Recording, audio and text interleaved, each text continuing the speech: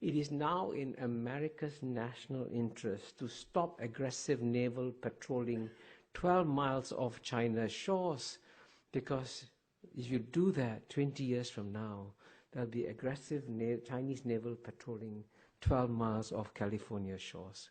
But I think the time has come for the United States to think very hard about a world in which it might become number two and China might become number one. Then surely America's interests change dramatically.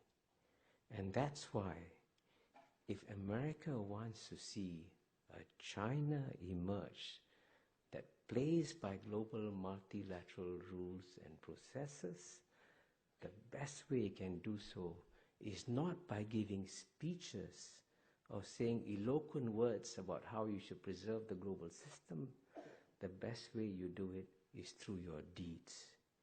And here, of course, I'm going to conclude by mentioning briefly the latest episode that has happened in US-China relations, and which is, of course, as you know, is the Chinese decision to set up an Asian infrastructure investment bank, which unwisely the United States decided to oppose. And as you know, and this is in many ways a sign of the times, in the past, a veto by Washington, D.C. would have meant that all the allies would have stood firmly behind the United States, and the United States veto would have held. But even to my surprise, the first country to break that veto was the number one ally of the United States, which is the United Kingdom. And that's a sign of the times, that countries are now preparing for a world in which the United States will no longer be number one. The rest of the world quite often sees the United States acting unilaterally, acting in its own interests, and often at the expense of global interests. And David mentioned that I've been the ambassador to the UN twice. I was there. I've served there for almost 10 years. And it's rather tragic to watch in the UN, as I did at first hand, to see that the institutions that were essentially created by the United States after World War II, with the guidance of FDR and Eleanor Roosevelt and all that, these were basically American-inspired institutions which have then been undermined by American policies. You know, as I get older, I get less and less surprised by things, you know, quite normal. But one thing that's really surprised me is that on the one hand, the United States has clearly the freest media in the world, the best financed newspapers, the best financed television stations in the world. But I can tell you this, you know, as someone who travels to at least 30, 40 countries a year, when I come to the United States and I go to my hotel room in Charles Hotel and turn on the television, I feel that I've been cut off from the rest of the world. And literally, the insularity of the American discourse is actually frightening. And this is also true, by the way. I mean, I've said this to my friends there anyway in New York Times. This is true of the New York Times. This is true of the Washington Post.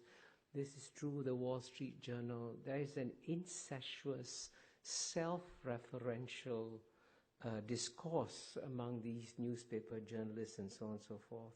And they reinforce each other's perspectives and end up misunderstanding the world. Because, you know, the one key point I emphasize is that the era of Western domination of world history was a 200-year aberration. It's coming to an end. And as a result of it, you've got to learn to understand non-Western perspectives in the world. And it's actually quite frightening that in many ways I find American intellectuals behind intellectuals, including in Serbia, where I just was, or Greece, or in Istanbul, because they are much more aware of what's happening in the world than most American intellectuals are. I don't know how to solve that problem. But unlike the United States of America, the Chinese do not believe in proselytizing their beliefs.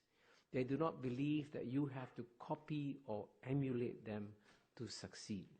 And they also believe that it is far better for people to admire and respect them for their deeds rather than to pay attention to their words. So in a sense, we will have a very different world when the world's number one power in the world is no longer a missionary power in the world. That, you know, if you look back over the longer history of China over the past 2,000 years or so, it's actually surprising how few military adventures the Chinese had overseas.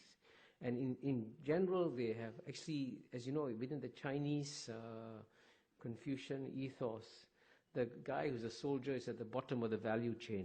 And I want to emphasize, since I come from Singapore, and Singapore and Hong Kong are seen as competitors all the time, it is actually in Singapore's national interest to see Hong Kong thrive and succeed, because we need competition from another city-state, and therefore we can both do equally well. I mean, Singapore will not just survive, Singapore will do very well. Because, you know, Mr. Lee Kuan Yew and the founding leaders of Singapore created some of the strongest institutions in the world in some areas. The quality of mind of the Singapore civil service, I think, is number one in the world. The quality of mind of the Singapore judiciary is also probably number one in the world. The quality of the Singapore military is probably among the top 10 in the world. Singapore's education system is already ranked among the top 3 or 4 in the world. We have the world's best airport, the world's best functioning port. So we have created a whole ecosystem of excellence in Singapore. And with that ecosystem of excellence, Singapore is poised to take advantage of a major historical opportunity that is coming its way, because just as London served the European century and New York served the American century, the one city in all of Asia that is comfortable with all the major civilizations in Asia, with Chinese civilization, with Indian civilization, with Islamic civilization, and also Western civilization, is Singapore. So Singapore is going to become the New York of the Asian century. So it's a great time coming ahead for Singapore. And, you know, you can read in, you know, whatever, Wall Street Journal, New York Times, Economist, there's this constant belief that the best thing that can happen to China is to have a collapse of the Chinese Communist Party and have a democratic system. The one slightly provocative point I'm going to make here is, be careful what you wish for. Because if the Chinese political system becomes more democratic, it could very well become far more nationalist and far more aggressive as a power. And the great paradox here is that the Chinese Communist Party is actually delivering a global public good by restraining Chinese nationalism. And if you didn't have a strong Chinese Communist Party in charge, you might actually get a more nationalist, a more assertive China. And you know, when I first went to China in 1980, there wasn't a single Chinese tourist leaving China. Last year, 100 million Chinese went overseas freely. And 100 million Chinese returned to China freely. Now, if there's no freedom in China, if China was this despotic, oppressive state, would 100 million Chinese come back to China?